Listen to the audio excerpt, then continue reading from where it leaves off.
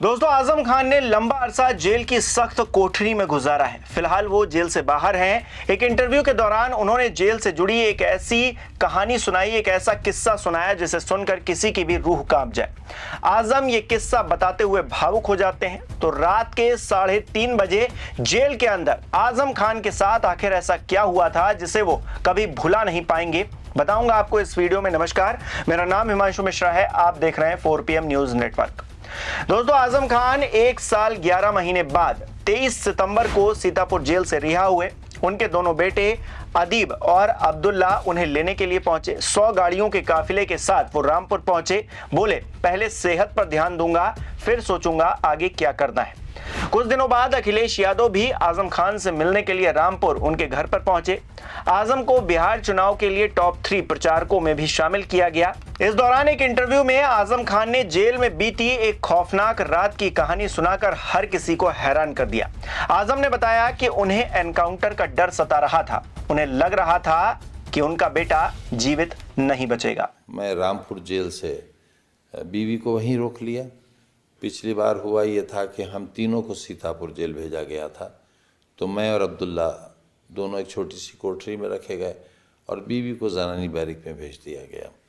लेकिन थे एक जेल में तो थोड़ा इत्मीनान था कि महफूज हैं। लेकिन इस बार सरकार ने ये तय किया कि ये तीनों एक जगह थे तो मिल लेते थे। लाओ, इस दिल के टुकड़े हज़ार हुए, कोई यहाँ गिरा कोई वहाँ गिरा, इन टुकड़ों को भी मुंतकिल कर दिया जाए। तो बीवी को वहीं रोका और हम दोनों को बाहर लाया गया जेल से। रात के 3:30 बजे हमें सोते से उठाया गया। अब ये लम्हे ऐसे हैं, अगर जिसके औलाद होगी उसे दर्द होगा मेरी बात से। फिर जब मेरे लिए अलग गाड़ी और एक बहुत बड़ी सी गाड़ी में अब्दुल्ला को जब कहा, तो मैंने पूछा अधिकारियों से कि भाई आप क्या कर रहे हैं, मेरे साथ भेजिए, आप कहाँ लिए जा रहे हैं, अलग अलग कैसे? तो उन्होंने कहा नहीं साहब, आप अलग जाएंगे, ये अलग जाएंगे, इनकी अलग जेल है, आपकी अलग है। तो मैंने पूछा मैं कहाँ की जेल में हूँ और ये कहाँ? उन्होंने कहा ये आपको रास्ते में या पहुँच कर पता चल जाएगा। मैं सुन रहा था जेल में कि एनकाउंटर्स हो रहे हैं और बहुत दिल में अजीब सी कैफियत हुई। और उस वक्त जब हम दोनों गले मिलके जुदा हुए तो मैंने कहा बेटे,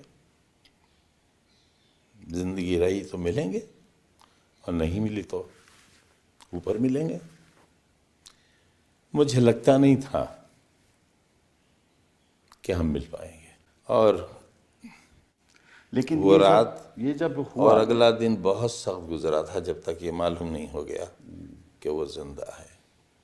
दोस्तों, आपको याद होगा कि सियासी उथल पुथल के बीच में पत्रकार शाहिद सिद्दीकी ने दिल्ली में इलाज करवाने पहुंचे आजम खान से मुलाकात की थी, वो भी हॉस्पिटल जाकर, जिसके बाद दावा किया था कि आजम खान और उनके बेटे अब्दुल्ला को जेल के अंदर खाने में स्लो पॉइजन मिलाकर दिया जा रहा था। हालांकि आजम ने बाद में स्पष्ट किया कि शायद शाहिद सिद्दीकी को समझने में कुछ गलती हुई है। हालांकि इस एक दावे ने सरकार और प्रशासन की नीयत पर सवाल जरूर खड़े कर दिए, क्योंकि मुख्तार अंसारी का केस हर किसी के सामने है, इसलिए आजम खान को थोड़ा संदेह जरूर था।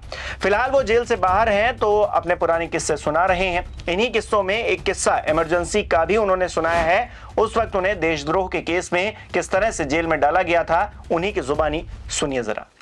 एक बहुत बड़े आदमी थे, वो एग्जीक्यूटिव काउंसिल के मेंबर हुए थे, यूनुस खान साहब, मोहम्मद यूनुस खान साहब। हाँ वो जानते हैं, सब लोग जानते हैं। अब वो अफ़गानिस्तानी पठान थे। मेरे नाम में पता नहीं बड़ों ने खां क्यों लगा दिया था, ये तो मुझे नहीं मालूम, लेकिन हाँ उनका मालूम है कि वो वाकई नस्ली पठान थे।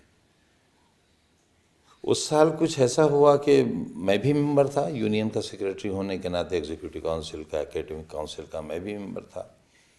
AM खुसरो वाइस चांसलर हुआ करते थे। मीटिंग हो रही थी और उस साल मुसलमान बच्चे बहुत बड़ी तादाद में बड़ी अच्छी परसेंटेज लेकर आए थे। वो एक इत्तेफाकी साल था।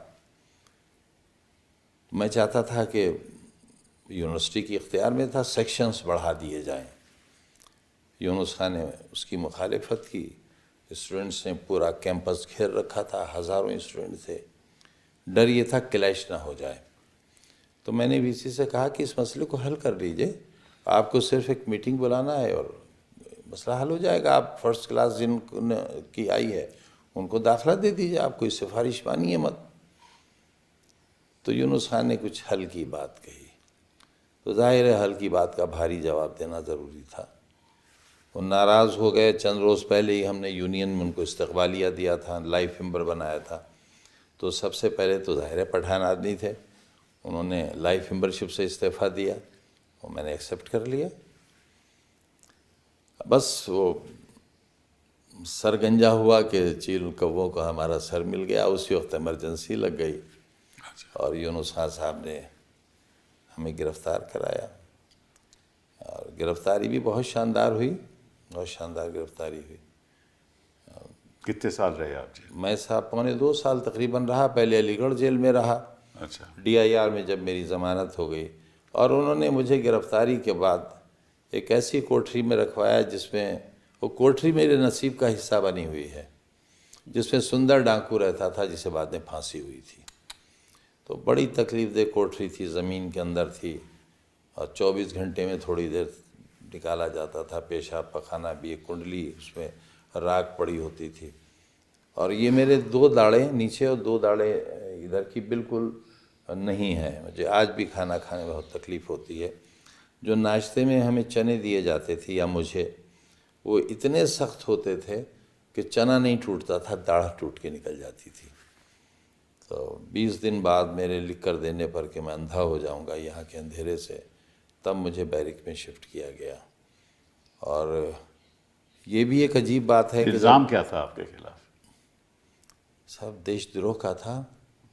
तो उस समय क्या देश, आप तो स्टूडेंट थे, देश मैं LLM फाइनल सेमेस्टर का स्टूडेंट था, यूनियन का देशद्रोही सेक्रेटरी था।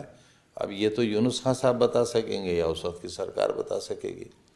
बाद में फिर जब DIR में ज़मानत हो गई तो मीसा सर्व हुआ हम पर, और मीसा जब हुआ तो जाहिर है माँ तो माँ होती है।